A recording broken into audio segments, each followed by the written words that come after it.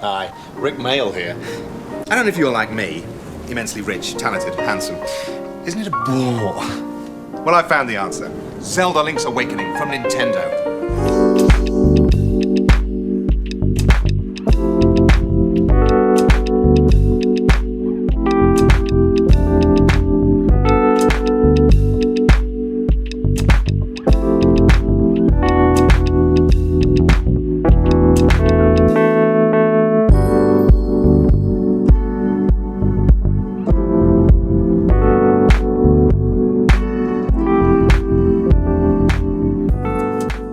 If you've played a Zelda game, you would know what to expect from a clone. Real-time combat, puzzle solving, item collecting, lock and key, level design, you know, Resident Evil.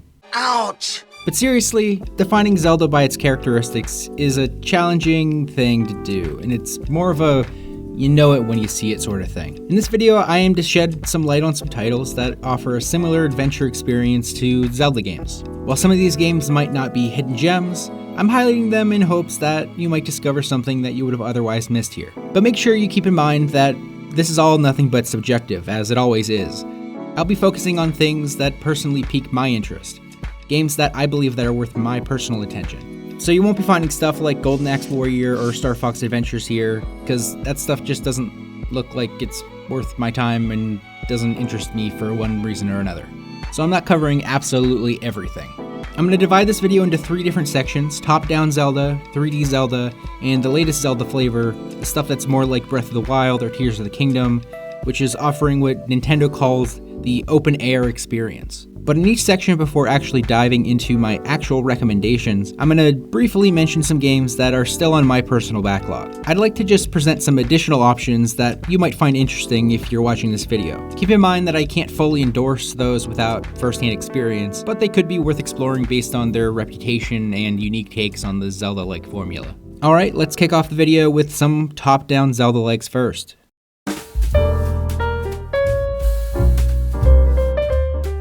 Crusader of Senti is from the late era of the Sega Genesis. The game features a unique mechanic where you recruit animals that grant you special abilities that allow you to explore the world in new different ways.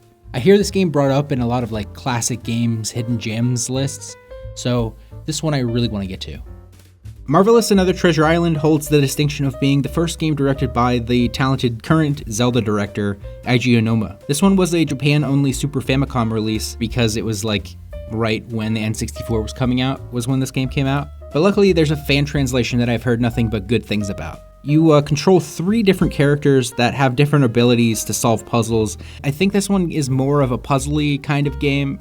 I've heard it compared sort of to like The Lost Vikings, but this one's always on the top of what I want to get to next on my backlog.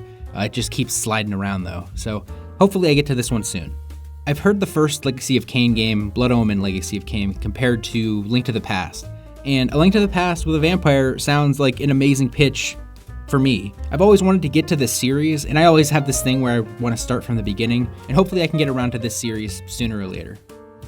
Alundra is a spiritual successor to Landstalker, which is another game that's on my backlog that I want to get to, that was developed by a lot of the same devs of Landstalker. It's known for being like a super challenging version of Zelda, with a pretty deep and emotional story. This one looks so good, but I feel like I need to play Landstalker as the prerequisite, so that's why I haven't gotten to this one yet.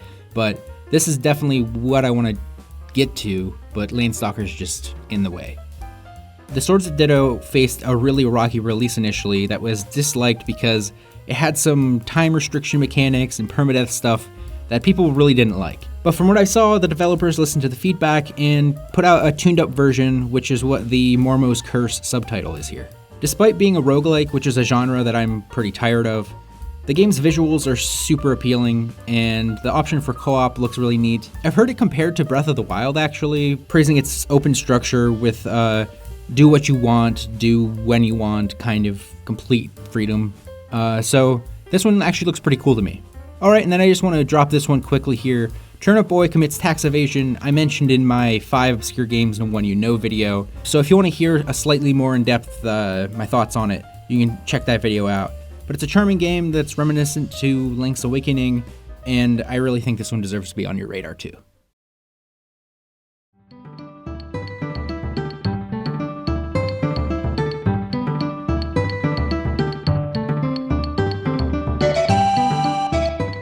Gunple Gunman's Proof is a thrilling sci-fi adventure that's set in the Wild West of 1880. It has like a tone and approach that's very similar to Earthbound, but done through A Link to the Past's kind of game design. You play as a young farmhand who becomes possessed by an alien space sheriff that crash landed on Earth. The sheriff's mission is to track down an intergalactic criminal named Demi, and as you play as the farm boy turned gunslinger, the townsfolk are taken aback by his sudden transformation into a real badass gunslinging hero. I really like this one's silly, jolly, wholesome vibes.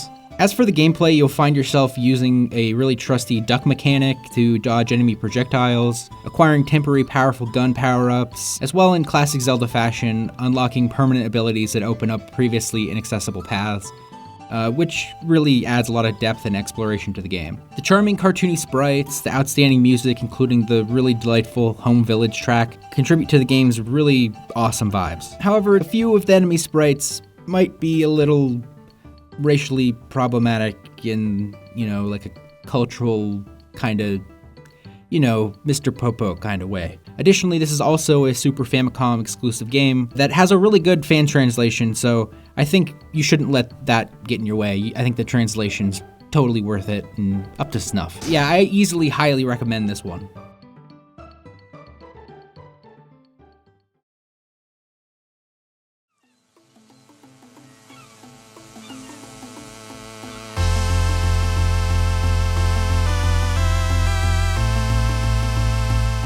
Minit is a delightful monochromatic adventure that brings a real unique, fast-taked approach to the Zelda quest formula.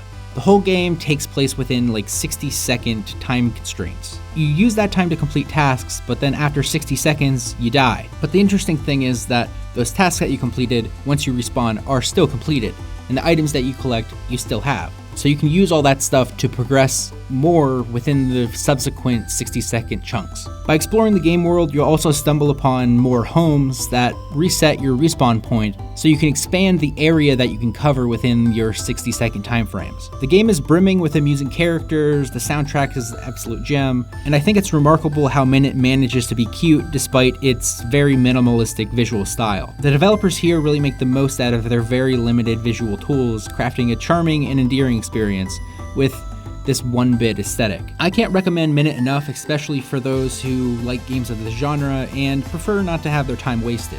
It's a perfect choice for people who want to find a satisfying snack of a game that you could complete in like an hour and a half total. I highly recommend Minit.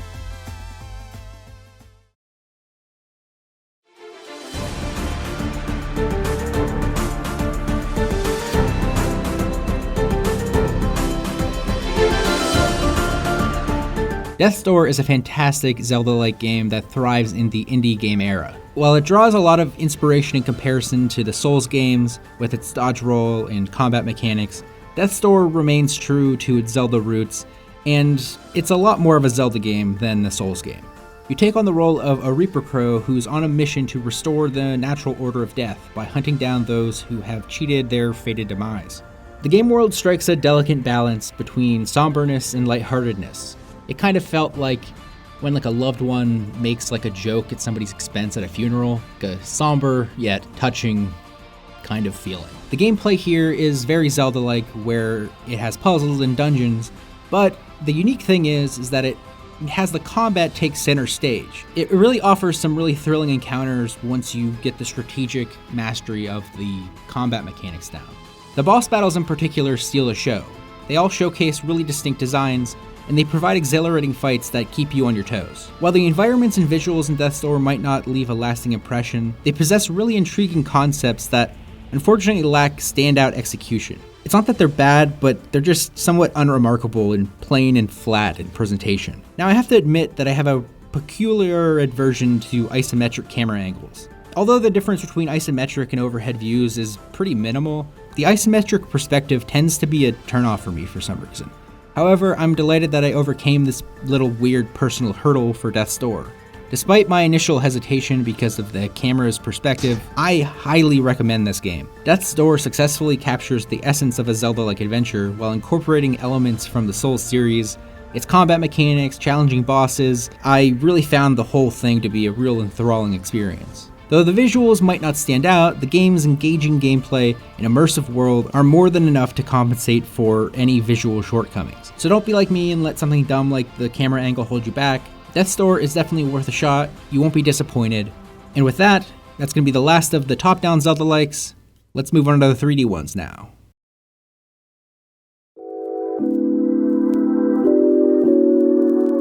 Beyond Good and Evil is a highly acclaimed game that has garnered nothing but cult success, and, the sequel is in development hell or whatever. But it's always been compared to Ocarina of Time in terms of its structure, with a significant focus on stealth gameplay and photography. I've always wanted to get around to this one. I've bought it on too many platforms at this point, but hopefully I'll get around to playing as Jade one day. Okami is another huge cult classic of a game. I always wanted to get around to it, but it has a really daunting, to me, 35-hour gameplay length. This is another one that I keep buying on every platform it shows up on. They just did the HD re-release of this on more modern consoles. This is another one that I intend to play. It's on my backlog, just like 400 other games. But, I think it looks cool. Blue Fire is another game that's with those 400 games. It's kind of described amongst people as Hollow Knight mixed with The Wind Waker, which is an amazing combination to me. I actually did boot this one up once, and I really liked what I played, but some other game, I forgot what it was, came out. But I really want to go back to this one. This one looks really cool and is definitely worth your attention as well.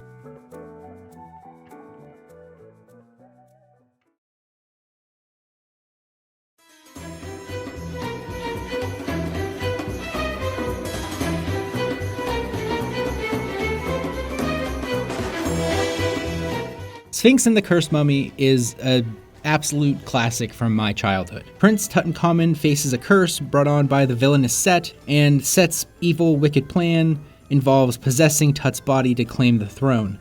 However, the hero Sphinx steps in and disrupts the ceremony, but that unfortunately results in Tut becoming a living mummy. Sphinx and Tut now must work together to break the curse and foil Set's evil ambitions. What's really cool about this game is that you get to play as both Prince Tutankhamun as the mummy and Sphinx. Each character brings their own abilities and plays crucial roles in the gameplay in different ways. As the mummy, you do strictly puzzle-centric sections, taking advantage of his undead state as well. You find yourself setting him on fire, getting crushed, getting cut into 3 different mummies. On the flip side, you play as Sphinx, who fills more of the Link-like role here.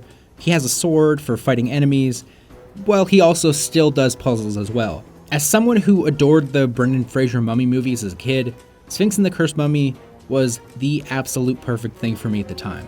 It satisfied my fascination with Egypt and Egyptian mythology, and it was the first game to introduce the 3D Zelda formula to me. Growing up, I was a PlayStation kid, and I didn't get a 3D Nintendo console until really late in the GameCube's lifespan, where I played my first 3D Zelda game, Wind Waker. But back to Sphinx and the Cursed Mummy, there's actually more of a focus on platforming here compared to other Zelda-like stuff. The soundtrack in this game is also simply phenomenal. It's really perfect for the Egyptian kind of thing it's going for here. However, it really lacks some variety, and it kind of becomes repetitive after a while. Nevertheless, I really love the game's art style as well. It has a really great cartoony take on the ancient Egyptian setting. I'd say the one major drawback that's worth mentioning here is that the game can occasionally feel pretty directionless. It really leaves you uncertain about what is your next move. Additionally, it lacks any checkpoints, which means you're going to be facing some challenging moments and then die, and then you'll face a really tedious trek back from one of the save points. But I'd say that's a pretty small inconvenience, but something to be aware of. All in all, I recommend Sphinx and the Cursed Mummy to fans of Egyptian-themed adventures and those who want another 3D-like Zelda game. Yes, it does have quite a few flaws, but its familiar structure, captivating setting, engaging puzzles are definitely worthwhile.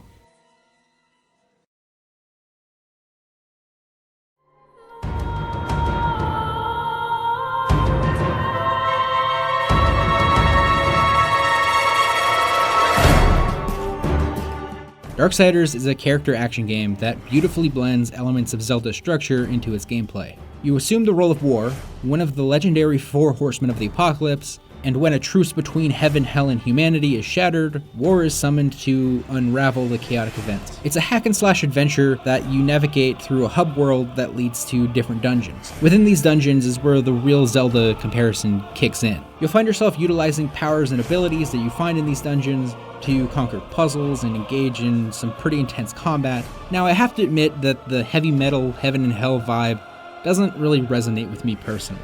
It has this aggressive tone that always comes off and feels a little forced. However, the real highlight for me is in the puzzles. I was genuinely impressed by how intricate the dungeon designs are, the clever use of items in the dungeons.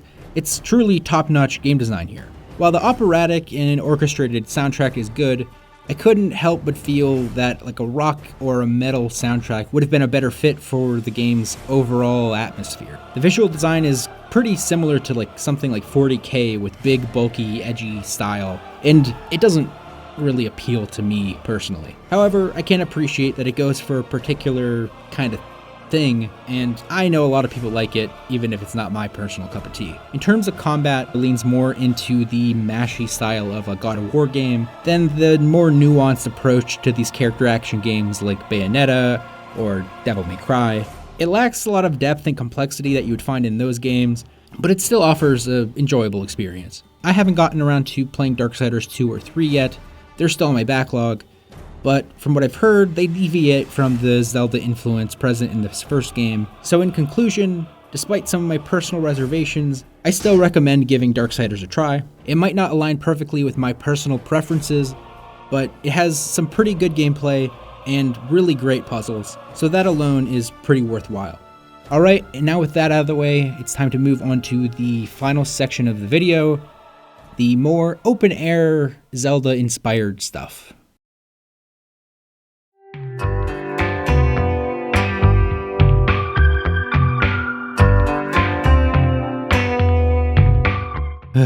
Okay, I feel like I have to mention this game in this video, or I'd be killed by a pack of sweaties, but I'm not interested in Genshin Impact because it's a free-to-play live service game, and that gives me the impression that it's some sort of trap.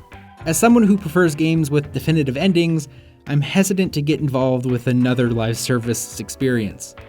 I played Let It Die, it sucked a bunch of money out of me. I played a lot of Apex Legends, that as well sucked a lot of money out of me, so I'm pretty hesitant here. I feel like a recommendation for a live service game feels like a recommendation for hard drug use. So I'm just gonna say, the Genshin Impact, I'm glad you like it. I'm glad you like it, it's just not for me.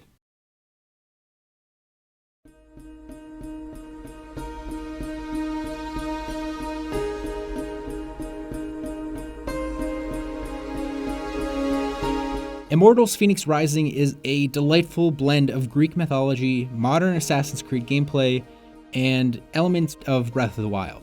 Typhon has wreaked havoc on the Greek pantheon, and it's up to you, playing as this character Phoenix, to aid the gods and put an end to Typhon's reign of chaos. The gameplay loop here is really engaging and addictive. It has Zelda Breath of the Wild style shrines that offer a pretty satisfying sense of accomplishment. The other major Breath of the Wild influence stuff here is the stamina-based climbing and the gliding mechanics. It's hard not to love the freedom and mobility that those things offer. I'd say one of the standout things about Immortals Phoenix Rising is its lighthearted take on Greek mythology. The game strikes a nice balance, being tongue-in-cheek about the complex and sometimes darker aspects of Greek myths. It results in a surprisingly enjoyable and jolly experience. Oddly enough, similar to Darksiders, the game's combat here has some character action influence. It has some airborne juggle combat that is actually really fun to do, and the on-ground combat feels more akin to the modern Assassin's Creed games. It's a satisfying mix that keeps the gameplay fresh and engaging. Visually, I think the game really impresses with its cartoony and charming art style. The vistas are shockingly beautiful, capturing the grandeur of the Greek-inspired landscape. While the shrines here in Immortals Phoenix Rising can feel enjoyable, they also often feel like obligatory imitations without much cleverness to their designs. Most of them revolve around combat challenges or simple puzzles like pushing boxes or rolling balls. It's also worth mentioning that the game includes microtransactions, which I know is a huge red flag, but I think they're really easily ignorable here. It's mostly cosmetic stuff, and even the stuff that isn't is not necessary in the least. The game also features the meme-worthy Ubisoft-style tower design, but here it's with a twist. Instead of automatically revealing all of the icons in the area when you get to the top of a tower, you have to manually scan the horizon until your controller rumbles, which can feel pretty tedious, and it really feels like an unnecessary design choice done out of spite because of how people ridicule Ubisoft for their game design tropes. Personally, I would have just preferred a more minimalist approach, similar to the user-assigned icons in Breath of the Wild. Another notable aspect here is the ongoing commentary provided by Zeus and Prometheus throughout the game. It's pretty polarizing, and the humor can be a little annoying at times, but if it doesn't resonate with you, I found it easy enough to just ignore. But ultimately, I highly recommend Immortals Phoenix Rising. While it has its flaws, I think the game is really enjoyable in a charming world, and I think there's a lot of potential here if they end up making a sequel to it. I hope that they do, because I think that what they have here can be really built on into something more unique than what this game is.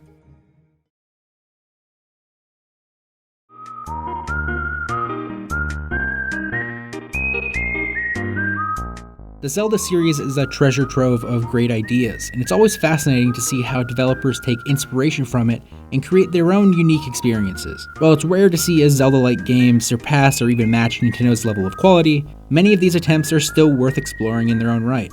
If I mentioned anything in this video that caught your attention, I'd love to hear your thoughts in the comments section, and if you enjoyed this video, a like would be really appreciated. And if you're someone who enjoys discovering new games that may have flown under your radar, consider subscribing to the channel. I'm constantly on the lookout for hidden gems and weird stuff that you might have not heard of. Alright, thanks for watching. Thanks for watching. Thanks for watching. Thanks for watching.